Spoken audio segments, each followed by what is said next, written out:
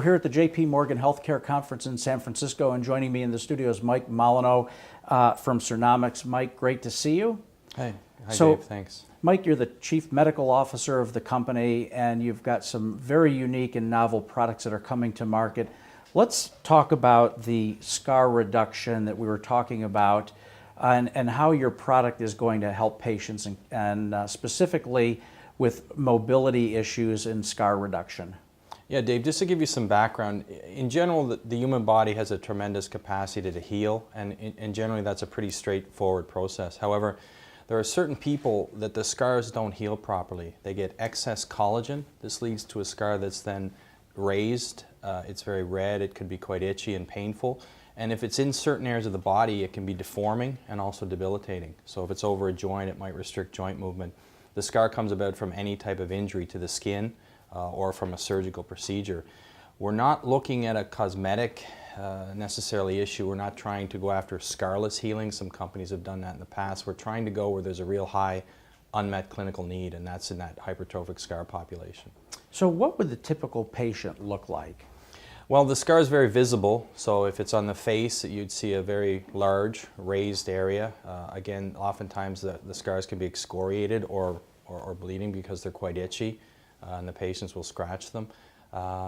If it's over an area of the joint, they might have an elbow or even over the hand. They could have some fingers that are contracted. They're not able to fully extend, and generally it's not a very good appearance. So Mike, where are we with bringing these products to market specifically? Well, we've got really strong preclinical data. So basically, we've already studied the product. It's very safe in the preclinical data that we've done, and we've also shown that it's very effective. The next phase then is to satisfy the FDA's requirements and move into phase 1 clinical studies. So we'll initiate phase 1 clinical studies in humans probably by the middle of 2016. And then we plan to do phase 2 probably close to the first quarter 2017, and then we hope to start a phase 3 probably by sometime in 2017, and then you'd look at a filing, like an NDA filing, sometime in probably 2018. So Mike, let's talk about liver fibrosis for a minute, because I know you're doing some work in that area as well. Tell us what you're working on there and when can we expect to see that to market?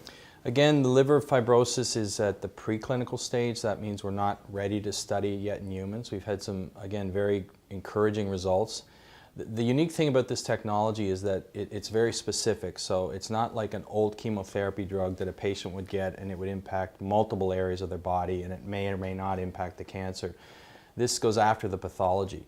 So it goes after the abnormal proteins that are made and it reduces the production. So it stops the body from producing them. The liver is the perfect organ for an anti-fibrotic compound because, again, it has a tremendous capacity to heal. So if you can stop that fibrosis, the patients will grow new liver tissue and new normal liver tissue. So in today's environment, a patient might get chemo. We're going to target a cancer cell, and it may or may not hit the target.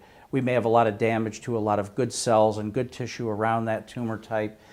So tell me, is it the delivery mechanism that is really unique in what you're developing here? Yeah, it's two things. It's the delivery system. So basically, you have to get it into the cell. It has to get into the human cell, and that's accomplished by the delivery system.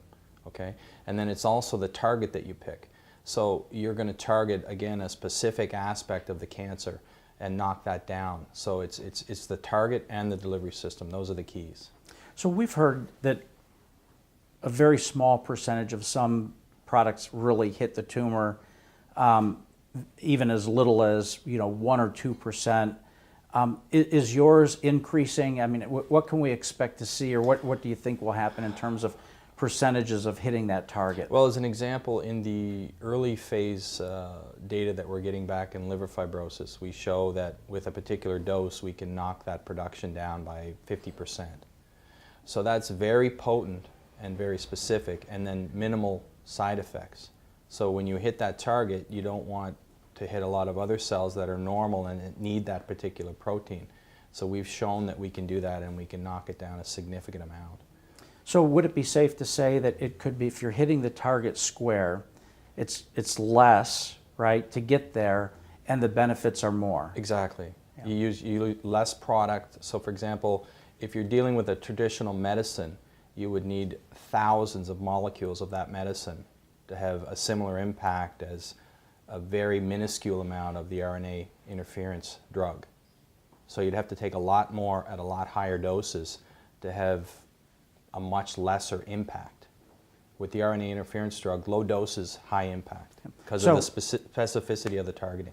So in terms of toxicity, side effects, it's important for our members and patients to understand that through this delivery mechanism, the hope is that we'll see less toxicity and less side effect. Yes, and you know, we'll prove that in the clinical studies too. I mean, that's the purpose. I mean, that's why you study it in humans. So that'll all be vetted and all be clinically proven before it gets to humans. Well, Mike, thanks for stopping by, and I wish you the best of luck. Sure, thank you. Yep.